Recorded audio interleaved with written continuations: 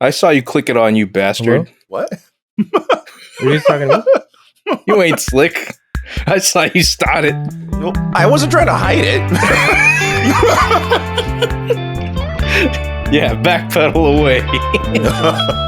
It's not like it's not like, I'm tricking I've been tricking everyone all along. This has been a podcast all along. Yeah, one day you'll catch me slipping. One day.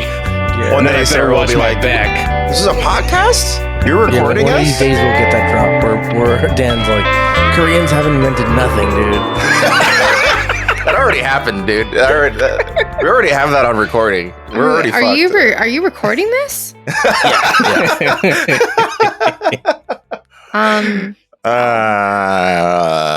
And posting it online for everyone. Yeah. How long have you been doing this?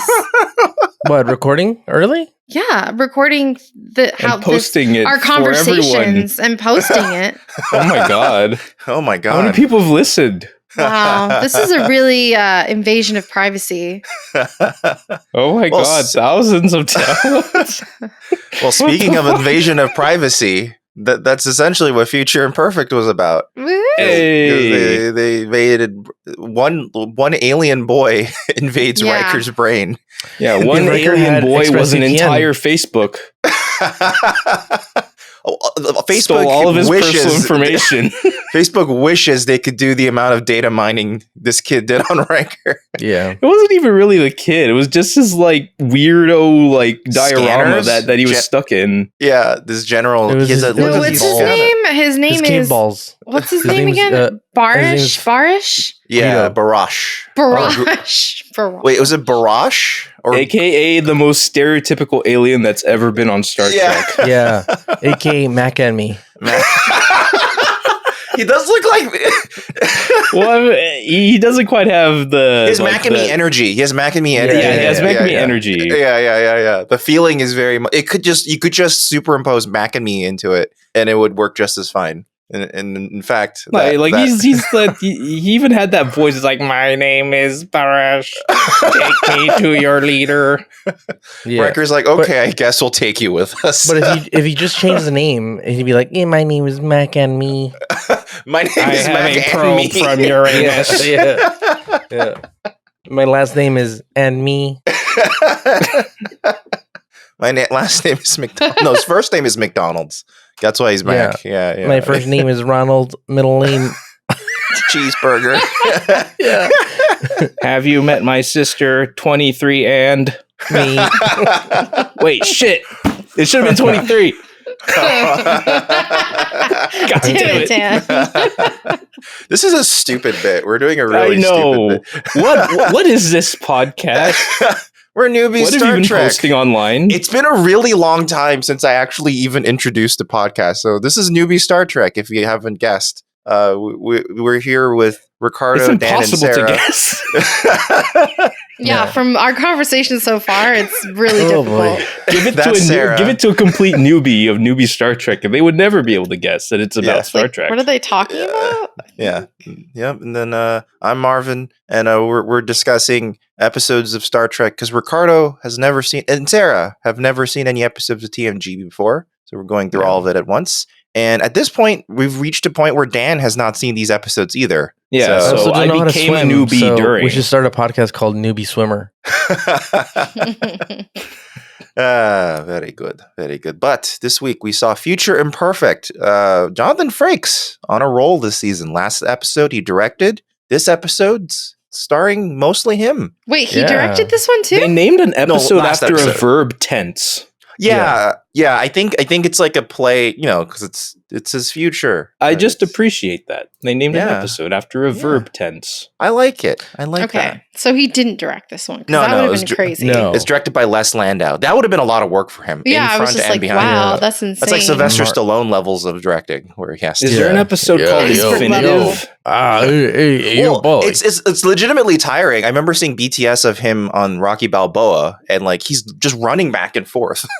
Trying to actually see what we shot, because it takes double the time. Is he trying to look busy by running? He's just running in circles. I don't think anybody on set or anything on set justifies running unless there's like a fire. Because he's trying to get a workout out as well. You get a workout out. Yeah, he mandated that whenever like cameras weren't rolling, they had to be playing the montage music. So he could, I think The Rock does it. I think The Rock has like his gym on set. Yeah, and he 20 chickens a day. They just have him roaming around. They're like, he's like, give me that one. And then he's got some spare time. Shove some chicken in him. And he calls it his gym, his Iron Paradise. Right? Oh, he calls his chicken the chicken coop. The chicken. I'm heading back to the coop to get to buff up. Yeah, one of the 20 chickens I eat out all day. I love The Rock. They just kept live in the coop. I like The Rock. I love too, The Rock. He can eat so much. Yeah, he can eat so much. So many chickens. Yeah, so much salt and The straw. Rock. Sarah, you would not like The Rock if you're hanging out with him all the time and he farted in front of you. Yeah, because he probably has the stinkiest farts ever because he eats so much protein. It's true. You probably want to clear out when he's about to go. We've discussed this before, I think, but at least when I was on keto, my farts were actually much better. I was much less gassy. Like carbs are what makes me get. No, speak for yourself. You can't be the judge of your own farts, Marvin. That's also you really true. can. You really can. Yeah. Well, only Sarah could say. Yeah, her silence says a lot. It's a no-go for Marvin. We need lactate on deck. Well, compare salt and straw to keto, right? I mean, under salt and straw, it's all bad. It's all bad.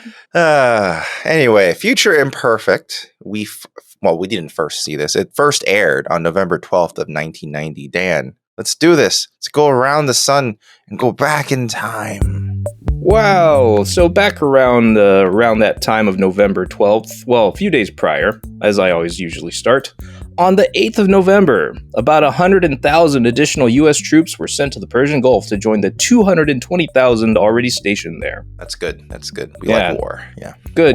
Yeah. It's great. Mm-hmm. On the 10th, the holiday classic film Home Alone, starring Macaulay Culkin, premiered in Chicago 6 days before its wide release. It's a dang good movie. Mm-hmm. Why did it premiere in Chicago?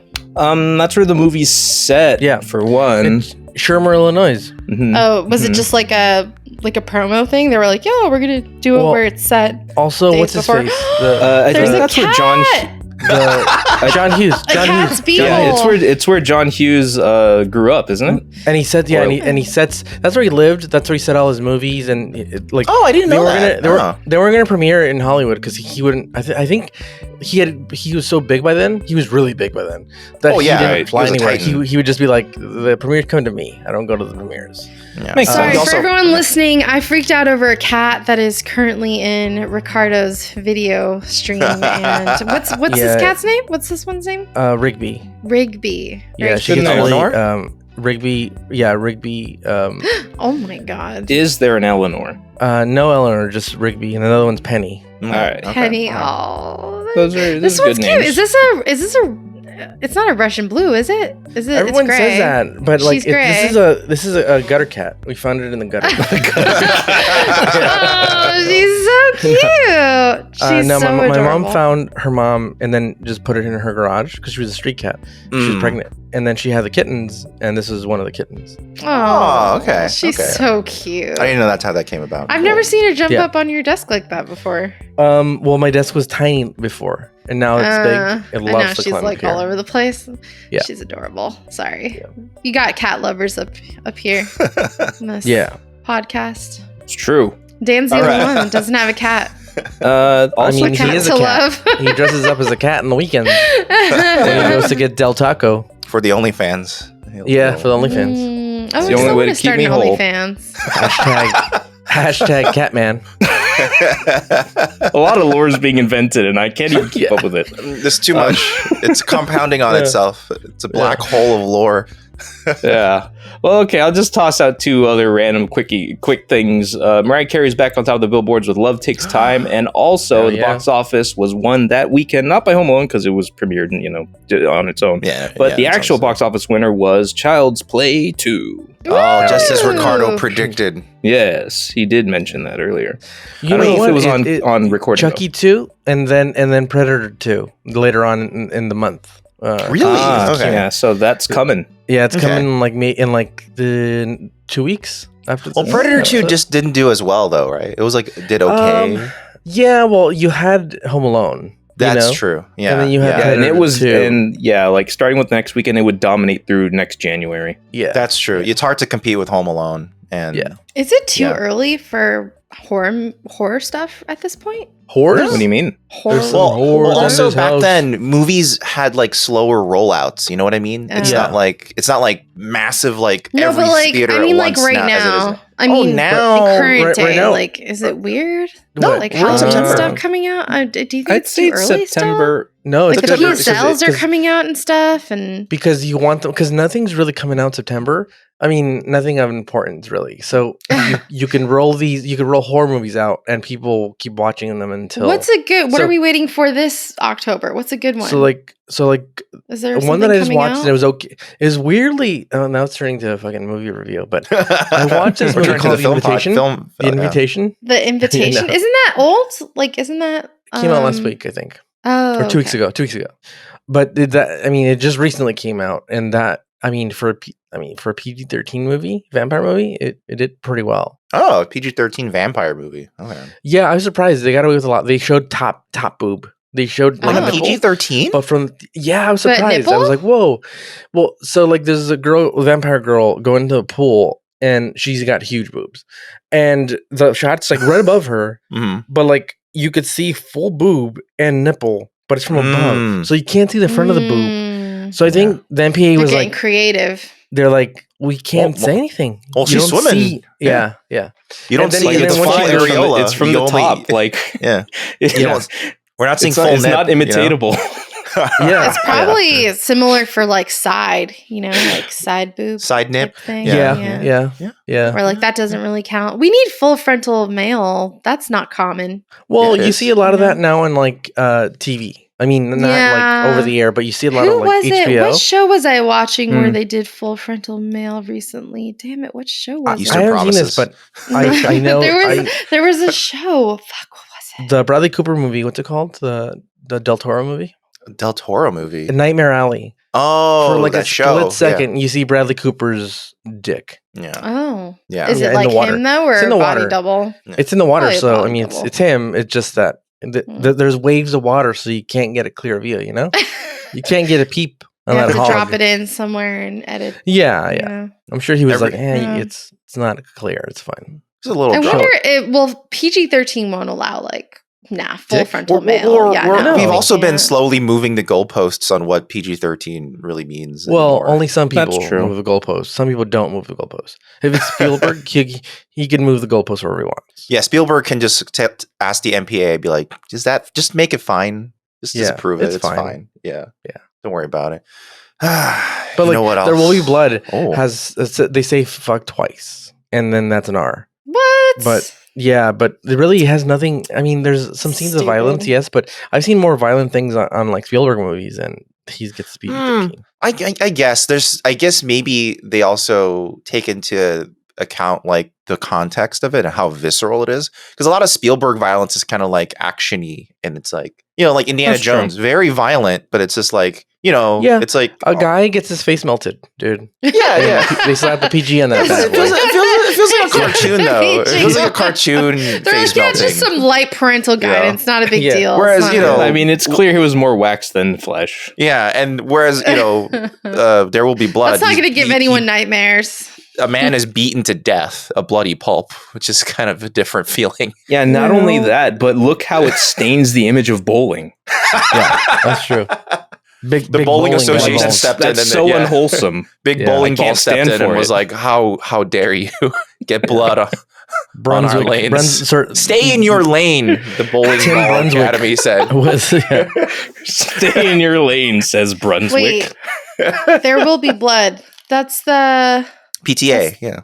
With the greatest actor ever. Is that the milkshake scene? Yeah, that's milkshake. The milkshake. Yes. Yes, the milkshake. I had a longer straw. I took. Wait, PTA? Yeah, Paul Thomas Anderson. The Parent-Teacher Association, dude. Not the actual parent-teacher. I was thinking about that thing. I remember the milkshake scene the most. I mean, that's what it's known for. Well, that's like the most famous scene. Daniel Day-Lewis What does he say? would be a great captain. Great captain. Yeah, I agree. He's like 100%. You Romulans, how about I go over there and I drink your... We need Gangs of New York Daniel Day-Lewis as a captain. Yes. He has a glass eye and everything. That would be awesome. But the glass eye is the Federation logo instead of the American flag. That would look badass. He's a Federation Daniel Day-Lewis. It would look pretty badass. I'm just saying. I'd watch that. He's all Klingon once threatened me, and I looked away, so I cut that eye out. Oh my god! Hey, how about that? We're almost talking about Star Trek. We're close. We're getting there. We're 15 minutes in. No Star Trek talk. We're back. Well, in order to get to Star Trek, we got to get through our sponsors real quick. So, ExpressVPN, good old ExpressVPN. Listen, you can't just get into the internet without protection. It's just a bad idea. Yeah. And in all facets of life, you need protection. Like when you talk to your kids about the birds and the bees, you also have to talk about this, a VPN. Yeah, you do. In the same conversation. Yourself? Yeah, are you staying safe online? Yeah, I have a question. Yeah. The thing is that look, your teenager's gonna go watch porn, right? Mm-hmm. So sooner or later he's going to cyber. Yeah, for their 15th, him or her, both sexes watch porn equally. Get them a birthday present of fucking ExpressVPN. You don't want them going to shady ass websites and then just typing in crazy things. And then one day, the police come and raid your fucking house, and they're like, "We gotta take these computers." And then they're like, "Oh, these people have been looking at some weird ass porn." I mean, kids, they're trying to flush a Robin Wizard hat down the toilet. Yeah. Kids, they hear stuff at school, they Google it, and next thing you know, they're on sites. They're like, you don't want them to get on some sort of government list because some friends at school told them to Google something. Yeah, the bloody dragon. The donkey dragon. Hey, rodeo. Google, what is 2 Girls, 1 Cup? Oh no, that's triggering some things right now. Yeah, don't do that. Hey Google, can you show me a video? No, Sarah, no. 2 Girls, no. Don't do that to the audience. Not until they get ExpressVPN. So listen, ExpressVPN, one of the best VPNs in the world, because not only are they extremely secure, like governments haven't been able to gather any information logs from them because they don't exist. They're also extremely fast. They exist in 160 locations spanning 94 countries, and they're adding more servers every day. There's over 3,000 servers. And they actually work on streaming services if you want to geo-hop around the world and, dude, like that movie Jumper. Yeah. Wait, I have a question. Man. Has everyone here seen 2 Girls, 1 Cup? I have. But it was for science. Or did you just read? Or did you just read about it?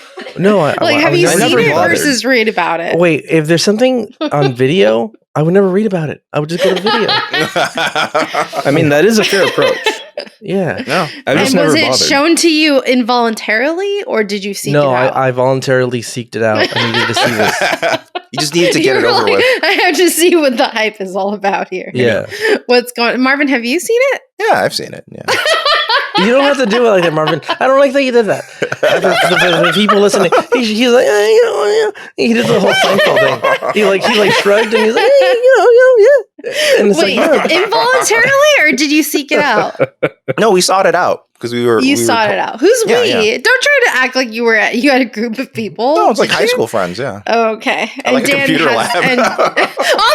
Oh my god! Wait, did your school not have like safety settings? Like they didn't have fucking anything. Oh my god, that's so bad. And Dan, you've never seen it. No, Dan's seen it. Come on, dude. I think I might have seen like the first few seconds of it. You're telling me you've been to Del Taco and you haven't seen 2 Girls and 1 Cup, dude. Look, you don't got to see nothing if you live it every day. Just Dan. Kidding. It's okay. We can talk Del after Taco, this. please sponsor us. Yeah, I saw it involuntarily, but That's good. ExpressVPN is the VPN for you when you're looking up Two Girls, One Cup. Yeah, your school needed that, apparently, Marvin. And if anyone wants to sign up for ExpressVPN, you can just head on over to expressvpn.com/newbie Star Trek. That gets you a deal where if you sign up for 12 months, they're going to give you an extra 3 months for free. That makes the entire deal 49% off. Pretty dang good deal if you ask me. So again, it's expressvpn.com/newbie Star Trek for 49% off. Well, real quick, I use this service myself. It's none of that bullshit shit where they're like, "Oh, Blue Mattress. I use the Blue Mattress because fuck this. I really fucking use this shit." And fuck Blue Mattress. Yeah, I have it on right now. Yeah, and so these are the apps you can use it on, and it's really cool because, like, say you have roommates and they don't care, like, to bareback the fucking internet. You could put this on your own systems, whatever it is, and they'll protect it. Say you have a Samsung Smart TV. You could put it on there. Yeah, it works on smart TVs. Yeah, they have Apple TV, Fire TV, Amazon's Fire TV, Roku, Chromecast, Android TV. It works on all 3 of the major browsers, which is they have extensions that built in. Yeah. Also, it works for if you ended up just wanting to protect your friends anyway, Linux. Your roommates, you can just install it on your router. Don't let them get their own fucking VPN and pay for it. Don't let these fuckers leech off of you, dude. They've done it enough. Tim, how late is he on the goddamn utilities? Don't let this guy get a free pass. Fuck this guy. Don't share your VPN. Yeah, don't give them free pass. Give them our promo code. Yeah. Go, you buy your own VPN. Newbie Star Trek. Well, if you were charitable and you wanted to share your don't VPN, give Tim anything. No, never. Yeah.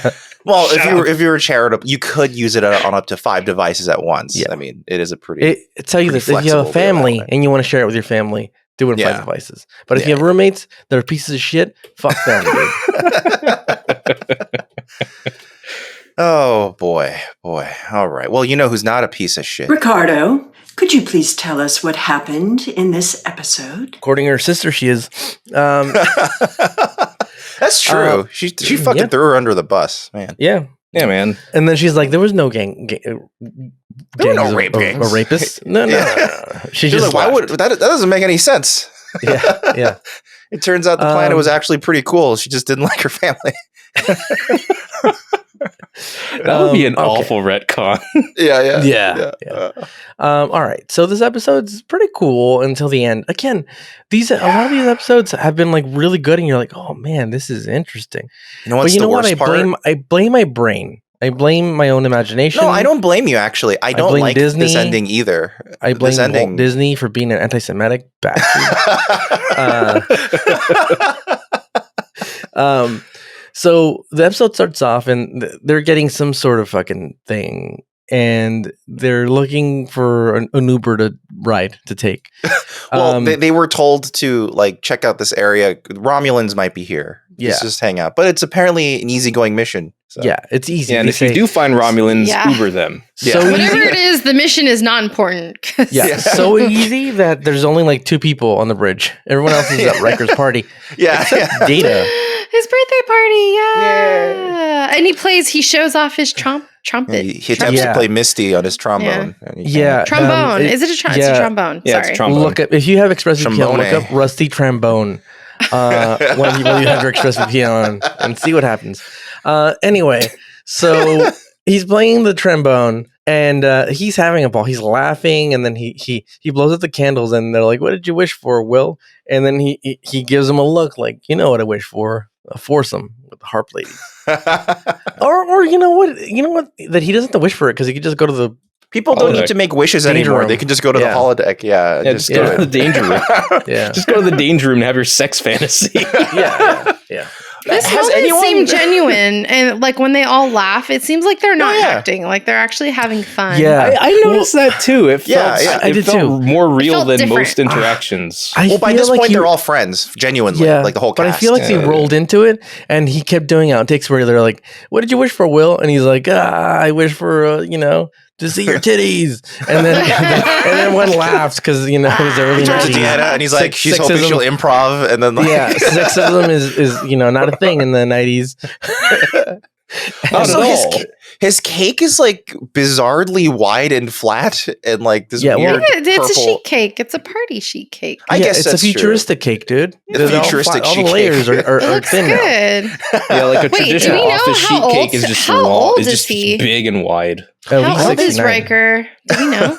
I don't think they say directly in the episode yet. No. Yeah, I don't know. We don't know his age in general, do we? Count the number of candles. That'll tell you. I think it's safe to assume he's in his 30s. So. I think it just had 4 candles. No, wait, it had 1, 2, 3, 4, 5, 6. Yeah, so he's 6 years old. 6 candles. Yeah. It looks like there's 6. Yeah. He's 6 birthday cakes 60. Old. Okay.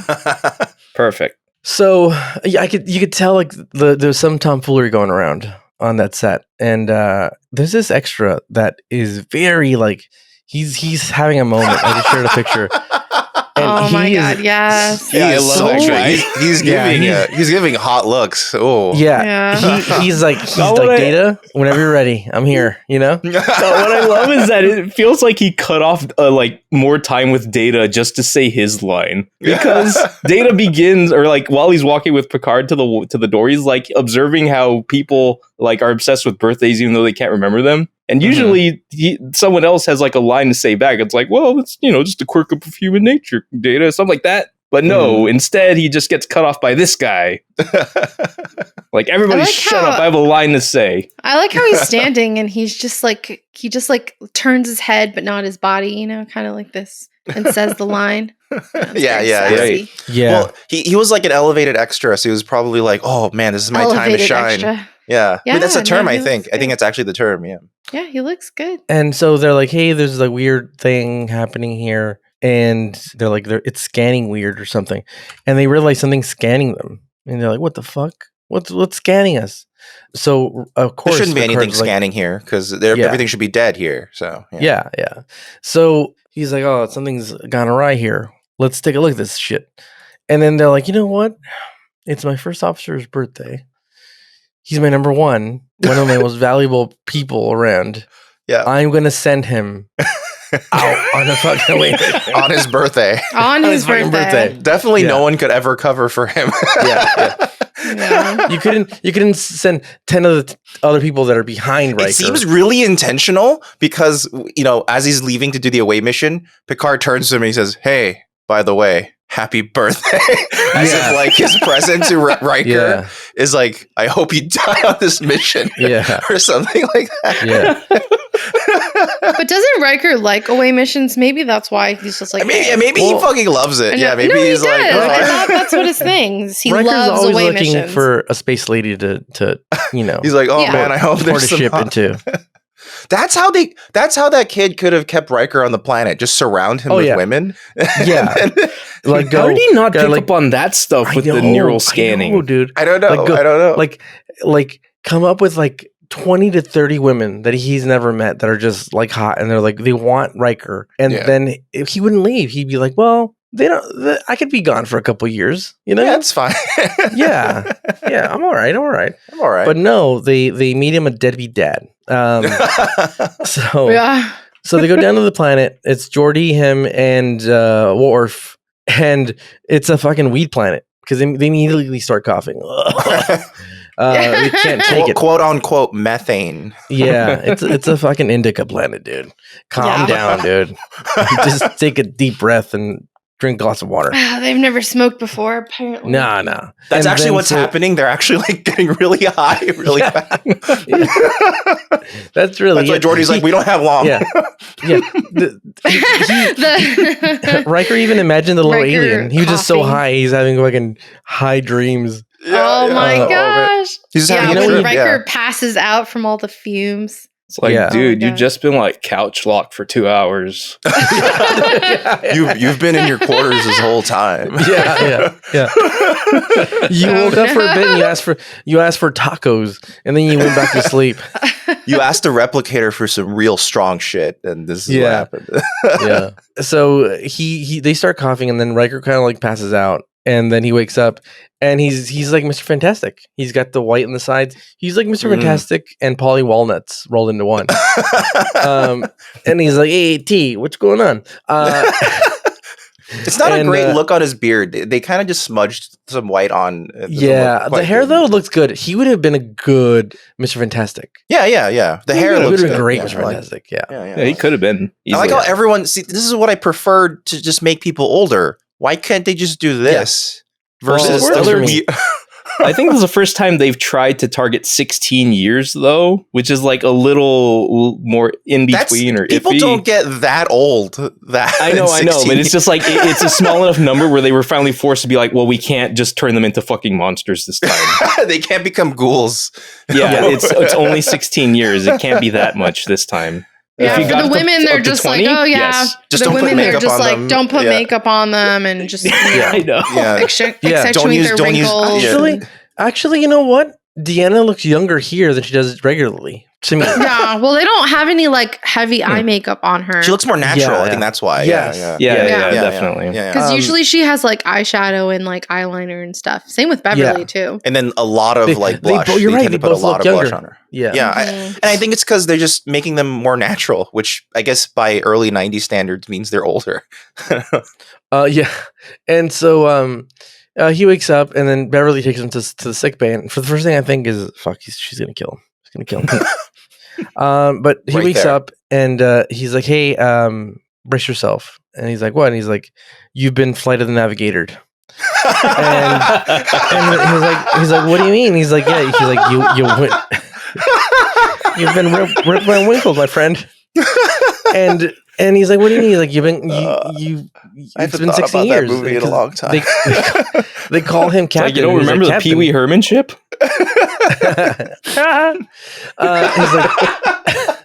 He's like, "What do you mean, Captain?" I'm like, "Captain, my captain? Like we're in, like Robin Williams movie?" And he's like, "No, you are the captain." He's like, "How long have I been gone?" And he's like, "What are you talking?" And so basically, to him, it's been 16 years that have passed. Mm-hmm. And then they're like, "Well, what's going on?" He's like, "Well, you went down this planet, and then you got Martin Landau disease. Is like but it didn't affect you right away. It's like acid."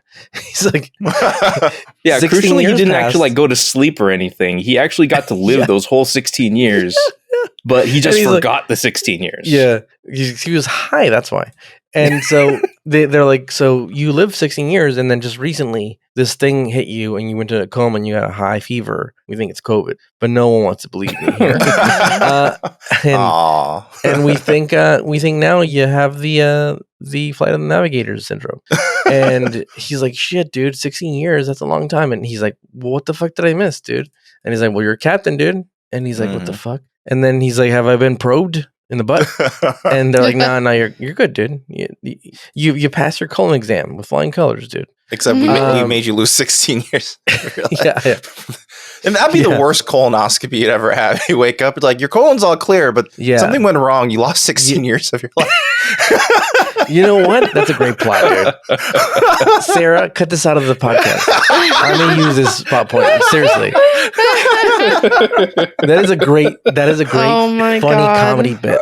Like, imagine you go for a colonoscopy and then you wake up and they're like, "Sir, we have but I mean, I could have easily seen that like as an Austin Powers bit, like a throwaway gag. He's like, "What do you mean? What do I have cancer?" He's like, "No." "Polyps?" "No." "Oh my God, what is it? What is it?" He's like, you lost 16 years. He's like, "Oh, well, am I still married?" "No, your wife thought you were dead, so she went on and married somebody else." "Oh shit, dude." And he has the cleanest colon, man. Yeah. But on the good side, your colon's great. Your colon's in great condition. Yeah.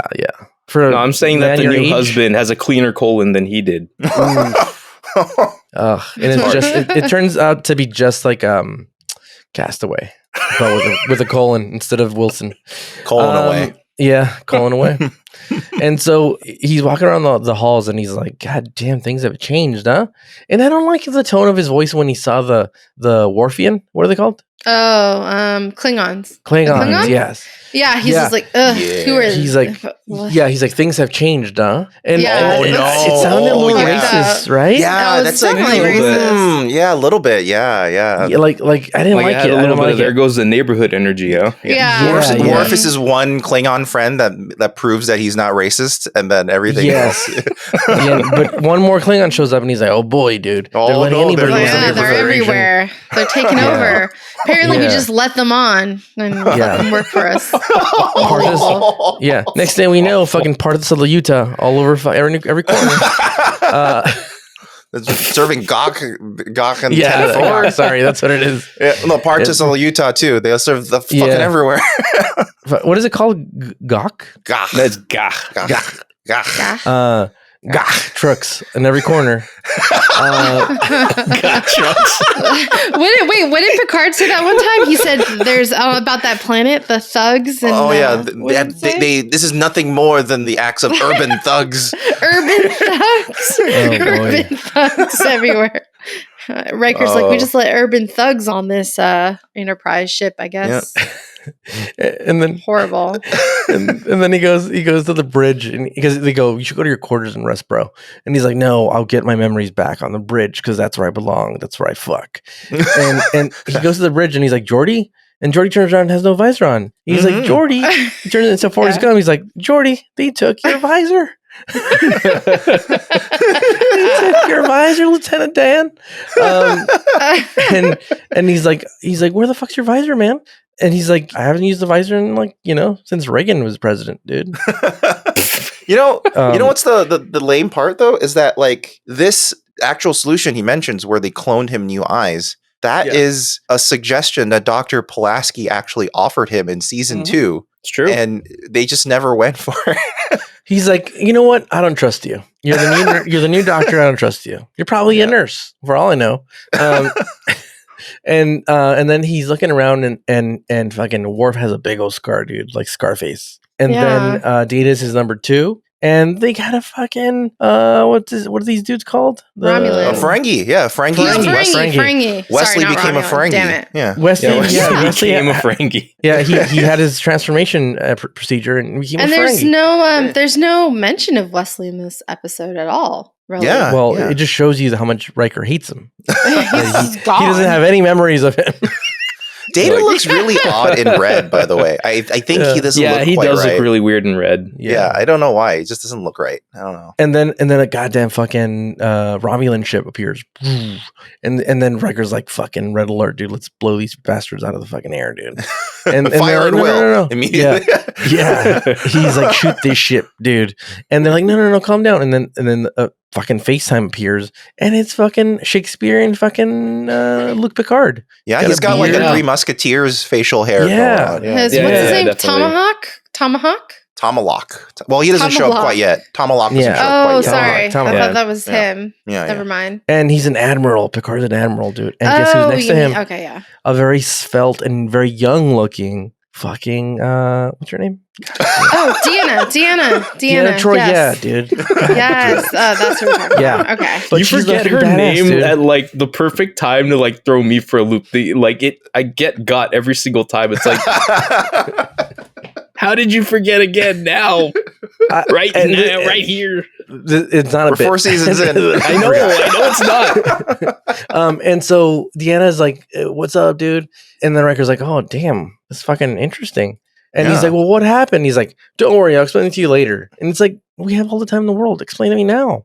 And he's like, I'll meet you when I beam down there, dude. Don't worry. Mm-hmm. By the way, where's fucking Miles O'Brien, dude? You think him and fucking and and things are going wrong. I guess maybe they didn't want him to be the guy who fucks up and can't get them off the planet. That's true. That's true. Yeah. They didn't want to throw him under the bus for the sake of the plot. So yeah. I mean, that's another tip off. There's just a bunch of randos in this world, and it's like something's not right here. Well, it's supposed to be the future, so the crew would have rotated quite a bit. So. Yeah, but I don't know. There's the core crew, like, you know what I mean? Like, where are they? You know, there's like Wesley's they're off. Like, the more I think about it, like, how elaborate is this like fake reality? Like, you didn't have to go. It's not elaborate. It's just like, why overwrite the situation? 16 years later, you don't have to change all that much. So part of it, and the computer breaking down, that whole thing was a huge. I suspect that this alien is a Freddy Krueger alien because it was a dream within a dream. You know how like Freddy Krueger, you wake up and you're like, oh, that was a dream, right? And then it's like, no, fuck you, this is another dream, you bitch. Mm-hmm. Oh, I'm sorry, bitch. Inception before Inception. Yeah. Freddy Krueger's the original Inception. True. And fucking Riker's like, what's going on here? Why the fuck are you on that ship, dude? He's like, dude, you made peace with the Romulans, dude. You did it, dude. You saved one of them, and they were like, gosh, that's so cool of you. Yeah, we love you, man.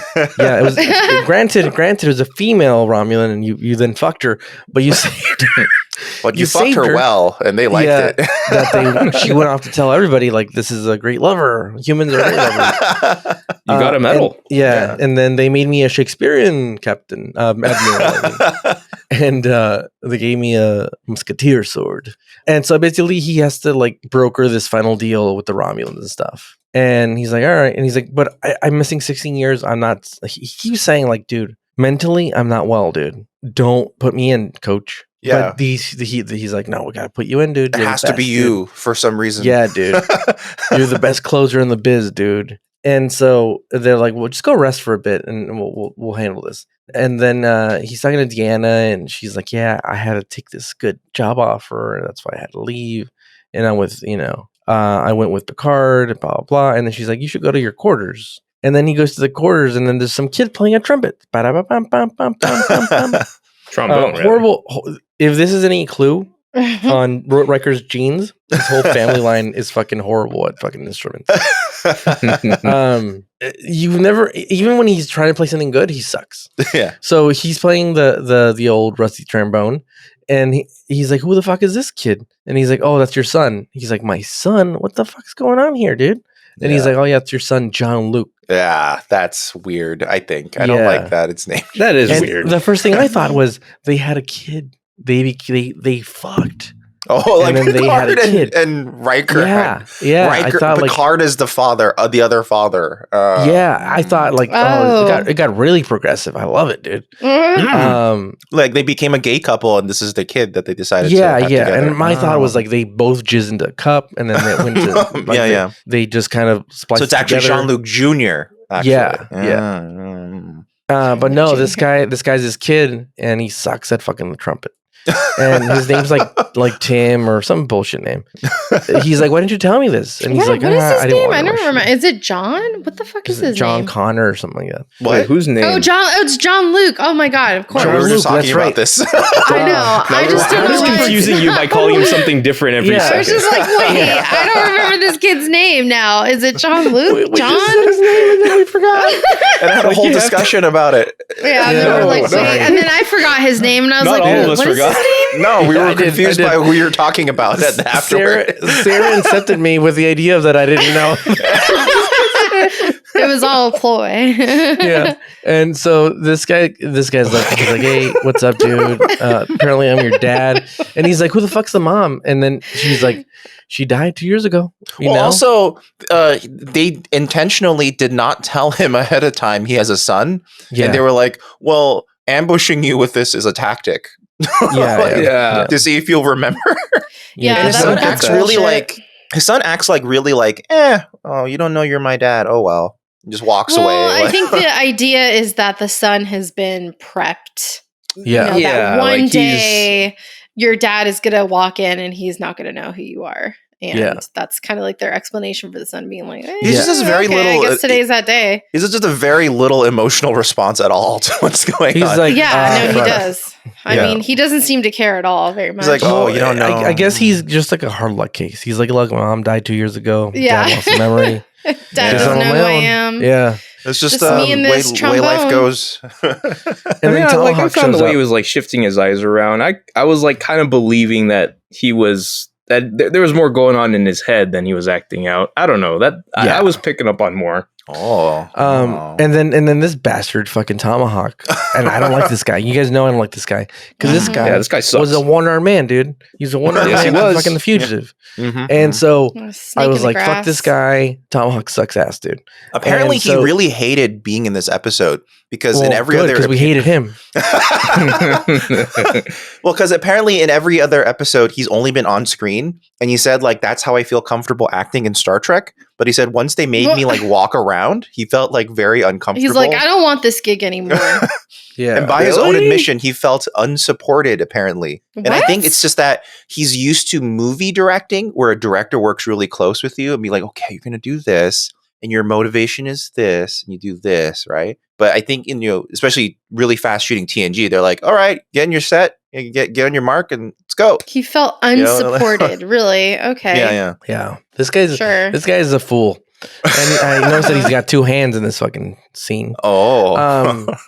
Fucking bastard.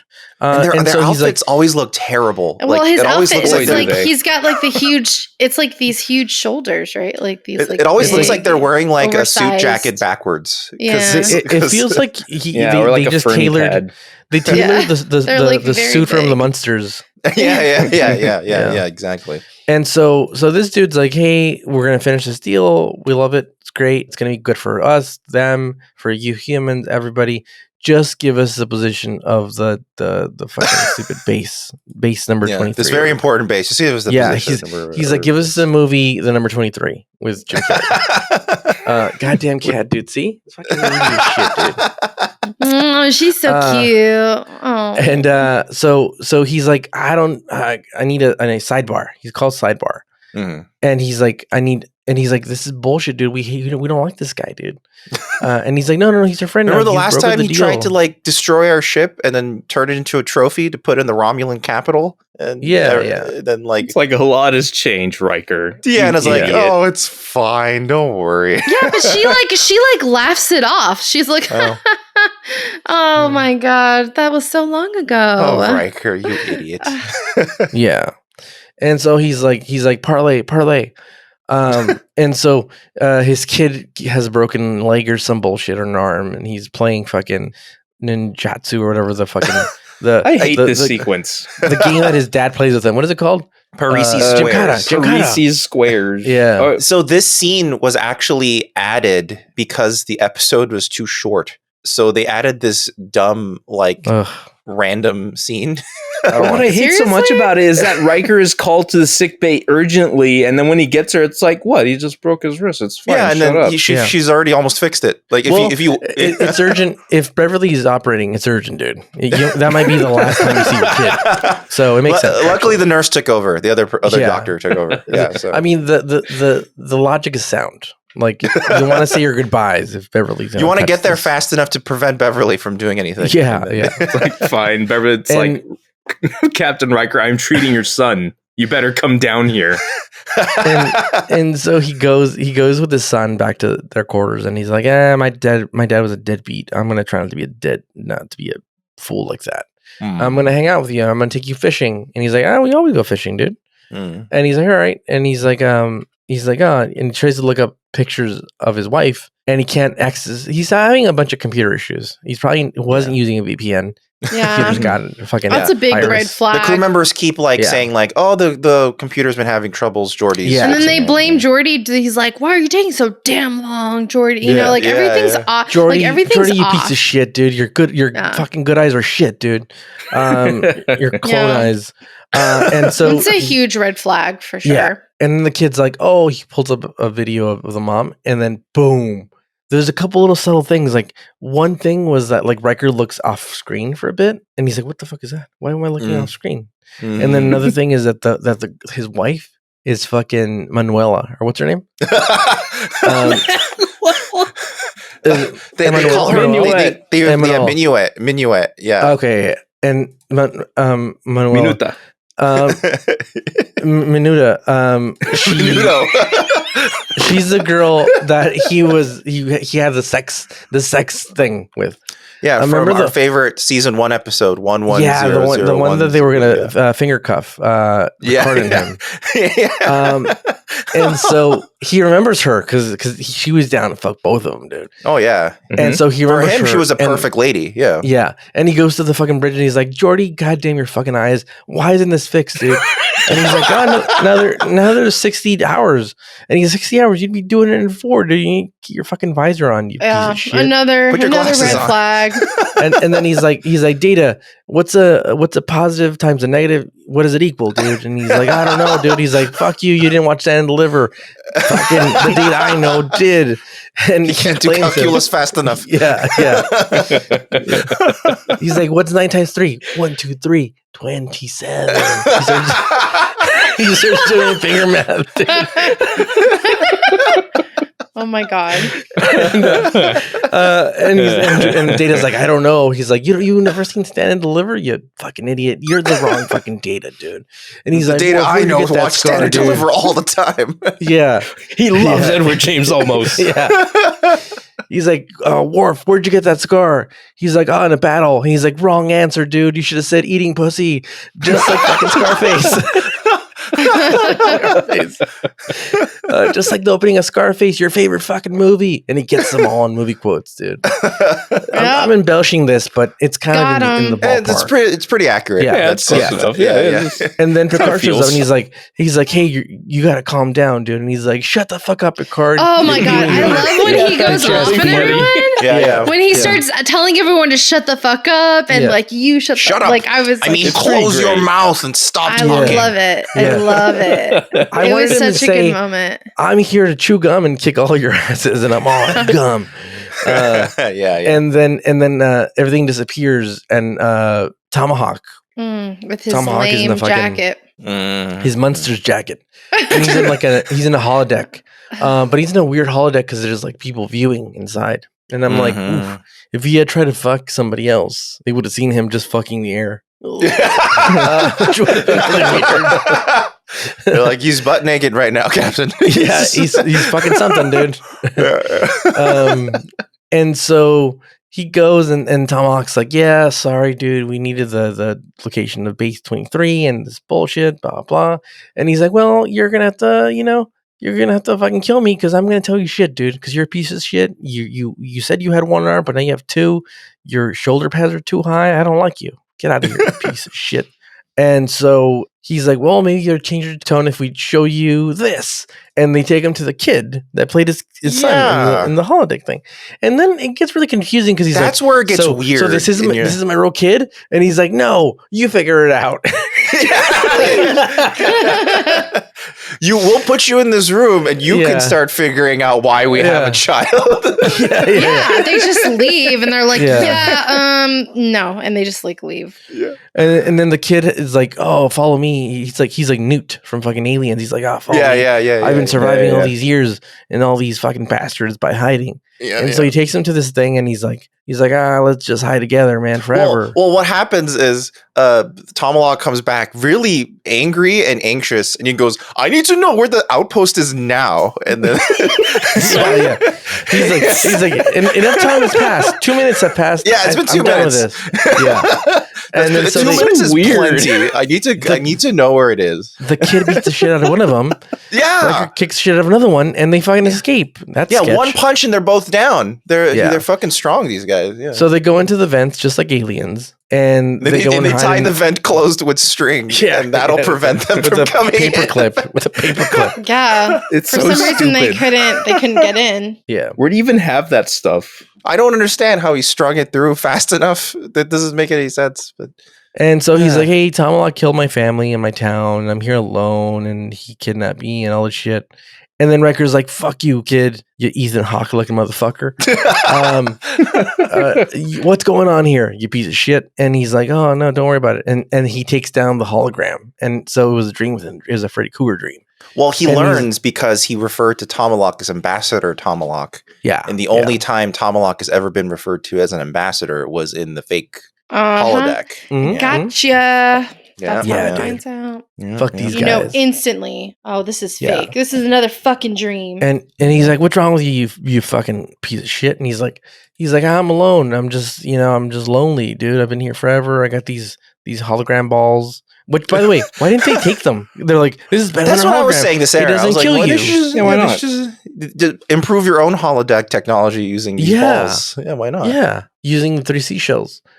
and this is where it fucking just goes off the rails because it doesn't want to know those all's well that ends well. Don't worry about it. You don't have to worry about this storyline ever again. It turns out this was a little boy abandoned by his mom in a war, and the mom decided to protect him by giving him the greatest technology in the universe that's ever existed.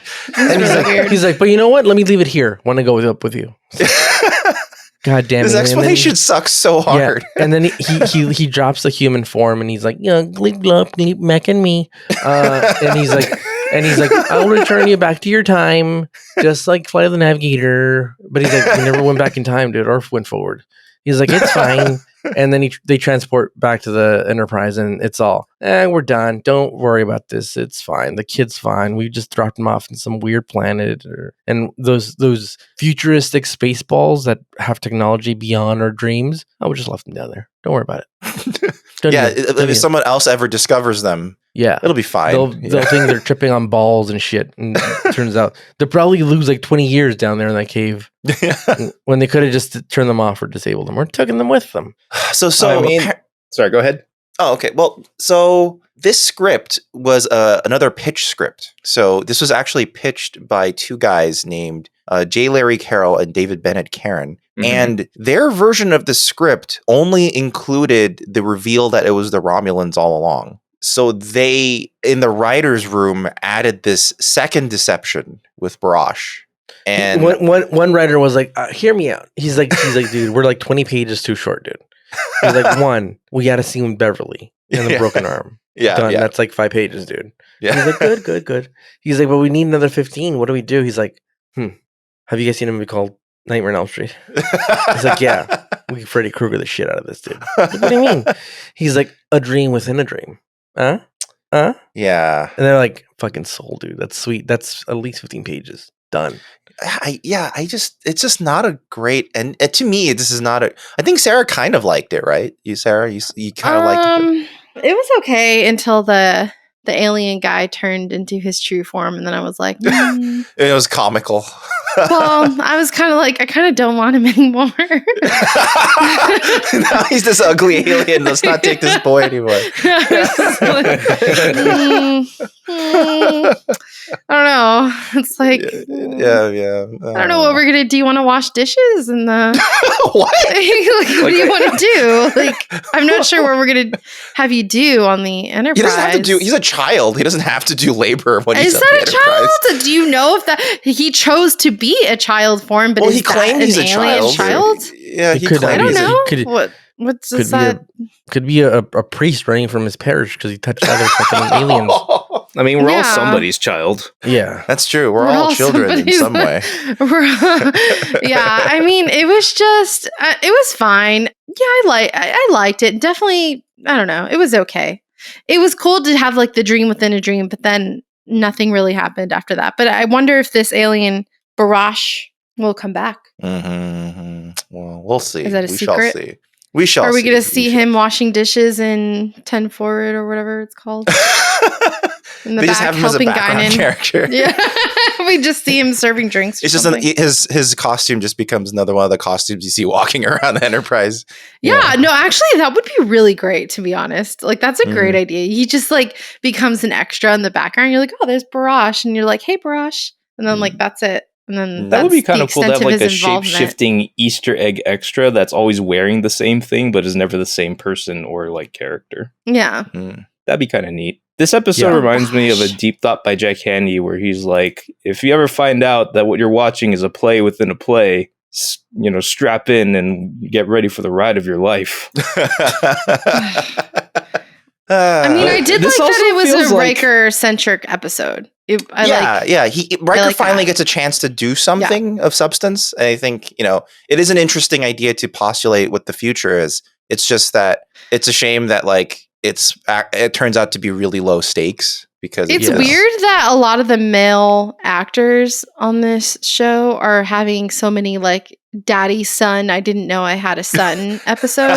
Like There's a lot of that going on. Yeah, that is kind of funny. Well, it's like 2 episodes in a row where it's like, I didn't know I had a son. 2 episodes like, in a row. what's going on? Like, Deanna had a full-blown son, like grown-ass man. So that's true. Everyone needs to have their turn. And even Data had a daughter. Yeah. Data had... Everyone's had children. Yeah. Vicky. Deanna. Okay. Yeah. So I wonder, okay, so does Gene Roddenberry have did this happen to him? Did he have like children he didn't know about? And like, why is this such a reoccurring theme? It's probably fucking left and right, dude. Actually, you know what? Like, I need the audience to help me out here. Well, no. Why is there so many themes of children that we don't, like seeds being spread and we don't know? Oh, you can't see that, dude. That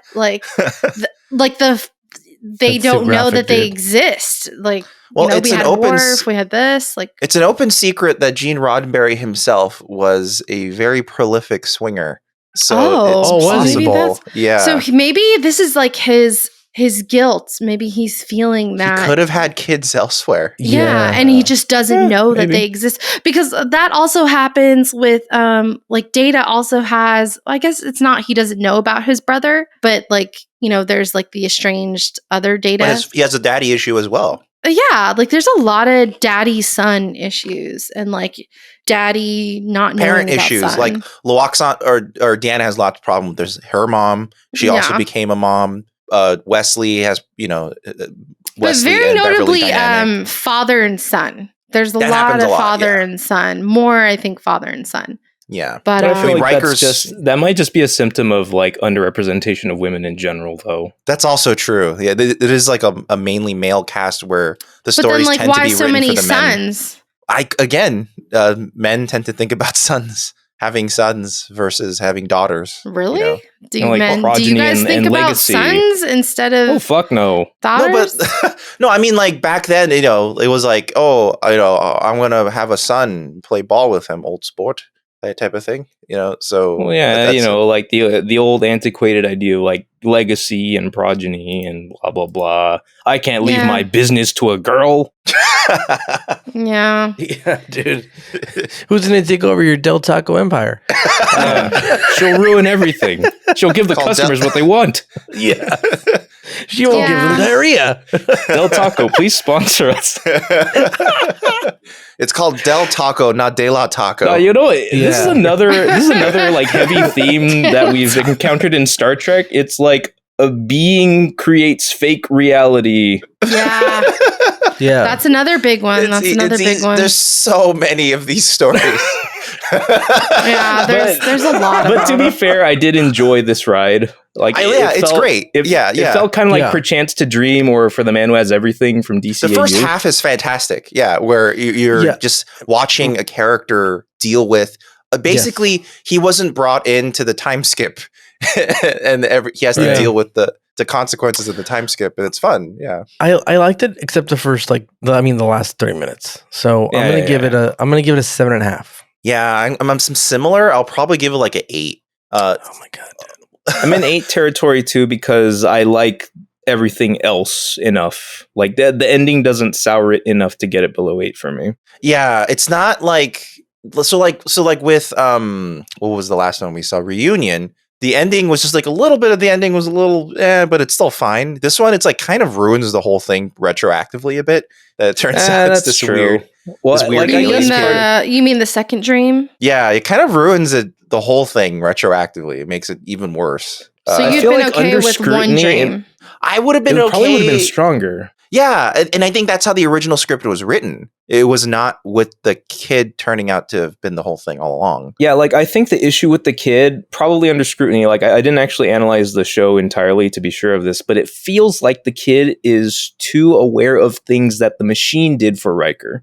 Yeah, so it makes you wonder if the kid is actually programming it and in on it, or is the machine autonomous? Or like the kid's explanation near the end makes it sound as though the machine provides for him and is a separate entity from him, but he seems to know what the machine knows. Yeah, it's unclear. It's a very quick ending for such a big bomb of a exposition dump. And then for Riker to just invite him up on the Enterprise, like, we don't know you. Like, well, I mean, he's just a refugee. He's just a guy who's like on his own. We got to run a background check after doing all of that. Like, I don't know who you are. To be fair, he did kidnap him for a while. I mean, that's not something. Yeah, true.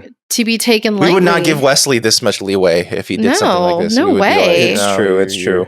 But you know what, though? I have one point to make. I say that Riker should have known right away that everything wasn't right and it wasn't actually 16 years in the future, because Beverly's still wearing the same raggedy-ass turquoise lab coat. There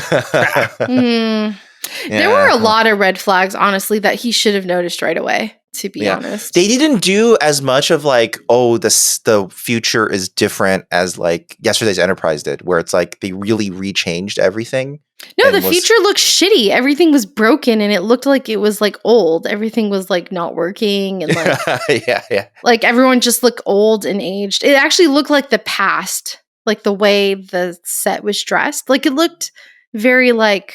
I don't know. Well, I guess it looks like the set aged, maybe that feeling. Yeah, of it. But aged in a degrading, like it's deteriorating, which would make sense. It would be older at that point. So no, but deteriorating away, like it's not working anymore, which I don't buy from the Enterprise. Well, the conceit of that was that it's because the child can't keep up with him changing. No, I know, but I'm just saying that would have been a red flag immediately. Like, something's not right here. He's confused. There's no way. He just woke up. There's a lot happening at once. The computer acting up was like, no, stop making excuses. I will say that I did really like the detail of like extra processing power, like the lag of like the neuro scanner needing to wait for as all a that plot first. point. Yeah. It's like, well, that's good. That is a legit clue. And the fact that, like, at first when the Romulan, like, first layer was revealed, it says, that's unavoidable. It's like, it would be unavoidable.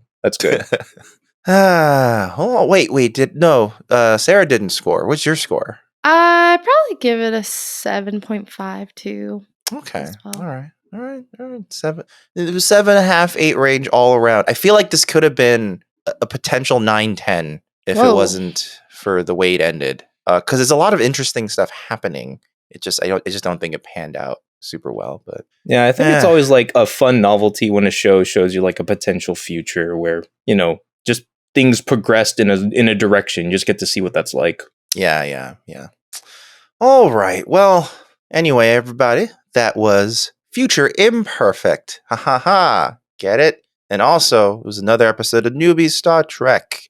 If you've been liking the podcast, if you could give us a rating or a review wherever you're listening to this. Spotify does ratings, Apple Podcasts and Podcast Addict does reviews, and if you would like to, that'd be great. If you don't want to, that's also cool.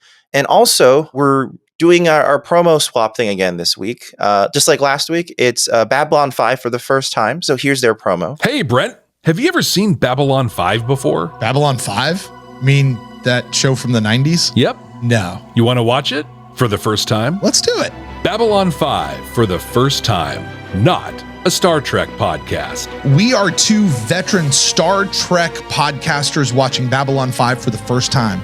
We're searching for Star Trek-like messages in the series and deciding if we should have watched it sooner. You can find us on Good Pods, YouTube, and anywhere you get your podcasts. Babylon 5 for the first time, not a Star Trek podcast. So yeah, that's Babylon 5 for the first time. And also check them out. Yeah, check them out. And also, if you ever want to send us a question or a comment or just want to talk to us directly, you can always email us at contact@newbiestartrek.com. That's contact@newbiestartrek.com. So last week, Sarah asked if Jackie could have an email again. So there is an email from Jackie this week. Yay, yeah. Jackie. So I'm so happy you emailed us. Much to Dan's chagrin, the subject header is "I would never eat Del Taco."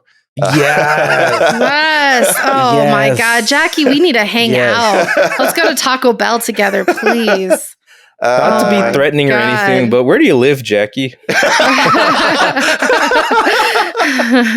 Just to get an idea of region. You want me to? Yeah, well, an idea of region. Okay. Well, this is what she says. What's your phone number, Jackie? Figure out demographics. That's all. It just helps figure out demographics. Jackie. This is what she says. I hope you guys enjoyed the season finale of season 3.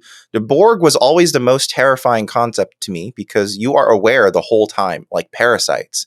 but it is hard to hate them when their character designs are so sweet. They remind me of the spider creatures in Orville, most likely because they were an inspiration for them. I have been getting way into that show and would love to know if any of you have watched it. I went in excited for a comedy Seth MacFarlane show. Regardless if you enjoy Family Guy, his movies can be very funny, but it has genuinely surprised me as a satisfying version of the Star Trek universe. It feels more human. They have an episode where the ship gets a virus because someone downloaded some sketchy holodeck porn. That's actually pretty realistic. Should have used ExpressVPN. Yep. But also gets into very serious topics. Would you ever consider watching something like that, or are you already trekked out? Love you all. Pasta alla Utah, Jackie. I have heard many times that Orville is like the actual successor to TNG versus the modern Trek. Yeah. And that makes a lot of sense. I've heard that part of the reasoning for that is that some of the writers on board the like Orville show crew are actual like TNG vets. Yes. Right. Yes. Yeah. And they know that type of writing pretty well. As for doing it on the podcast, there's already so much Star Trek that we need to actually get through. I feel like it would be a disservice to Star Trek to go to Orville before any of them. So I think if we do eventually get to Orville, it will probably be a long while. I would say that maybe at minimum I personally would want to get past TNG the series before Orville, just because it feels like that's the one that Seth MacFarlane would take the most direct inspiration from. Yes, and that's his by his own admission one of his favorite TV shows in general. So I would feel like he would draw from that the most, and the show would reflect that. But yeah, if we're gonna do it, it will probably be a really long time from now. Maybe we'll just watch it on our own a bit. I don't know. We'll see. But anyway, Jackie, thanks you for sending us that email. It's fantastic. Yeah, good to hear from you, Jackie. Thank you. Good to hear from you. Good to hear you're not a fucking Del Taco freak. Yeah, I'm so relieved. Okay, I just got to ask this question. Is that literally all she had to say on the topic? That's just all she had to say in the subject line. That's this. That was just the subject line. I respect it. Yeah, she came wanting to start some drama. I'm gonna be honest. I'm kind of like turning around on Del Taco. Just the idea of what are you saying? What do you? They have churros, and and Taco Bell doesn't have churros. Taco has cinnamon they have twist. the Cinnatwist. What are you talking about? But I love churros. Churros are good though. Yeah, the churros are good, but cinnamon twists are so there's so much air in it. It's like a light version of a churro, but sometimes I want a churro. You know, well, go get a real churro. Don't get a fake churro at Del Taco. Yeah, I agree. I mean, I guess if you want the runs with your churro, then sure, go to the Del Taco. Runny churros. Yeah. What's funny is that Taco Bell is usually the butt of that sort of joke, where it's like if you want to ruin your toilet, get Taco Bell, but. For whatever reason, you know what? I never believed in those that saying. Well, there's all sorts of overdone, exaggerated jokes in that regard. I believe that about Del Taco. People are like that about Arby's. People are like that about McDonald's. Even it's like, McDonald's. I have one fucking Big Mac and I'm throwing up, and it's like you're weak. That's true, though. You're a coward. To be fair, there's only Eat the fucking Big Mac. There's only 2 fast food places where I've ever gotten sick. One is Carl's Jr. and the other is Del Taco. And to be fair, I have given Carl's Jr. another chance, and now I like them a lot. So I might go back to. I didn't really enjoy it. I think. I know you weren't that big a fan of your. It's just fast food is getting very expensive these days. That's also true. But Del Taco has a very extensive value meal, FYI. And generally speaking, they are far more cost effective than Taco Bell these days. Just saying. That's true. But Taco if you want a chicken roller, that's an easy one. Taco Bell has that sweet, sweet frozen Baja Blast. That's really good. That's different. Yeah, that's literally, you can't get that anywhere else. So anyway, that's some of the best stuff. If you enjoyed our newbie U.S. taco chain cast, newbie fake taco chain discussion, you may like other things that we talk about. About. Excellent. What do we do? We have the Fugitive Frames Film Podcast, where we talk about films and TV shows. Sometimes we list them, sometimes we talk about them randomly. It's just whatever the fuck we feel like doing. And then also we have our YouTube channel, Fugitive Games, where we do Let's Plays and sometimes we do reviews. But yeah, and also if you didn't know, Newbie Star Trek itself has a YouTube channel. Just look for Newbie Star Trek on YouTube, and you should be able to find it. You may want to subscribe because we're gonna do stuff for it soon. So yeah, outside of just the TikToks that we've been reposting up there. But all right, so next time, we're going to watch an episode called Final Mission. And in a very real way, we finally made it to the end of The Next Generation. Well, in a way, it is a final mission for someone. So don't spoil it like that, dude. I'm not. Why do you get a cliffhanger like that? Wait, I'm not spoiling what? anything. Well. Someone will die. Wow. Is it Hank Hill, Luann Platter, or what is it, Bucky, or special guest Chuck Mangione? What a good game. I voted Chuck Mangione I just love what King of the Hill did to Chuck Mangione. Yeah. It's just, what's the funny part? What a good show. You listen to Feel So Good. It's a legitimately really good song. Like, of course it is. They turned it into a joke song, but when you listen to it, you're like, wow, the technical proficiency is actually quite good in this song. Oh, man. He's famous for a reason. Yeah. King of the Hill. Yeah, King of the Hill. Next time on King. We're watching Final Mission next time. But until then, stay safe, everybody. We're gonna see you guys next time. Bye. See you next time. Bye. Stay fresh, cheese bags. Buddy.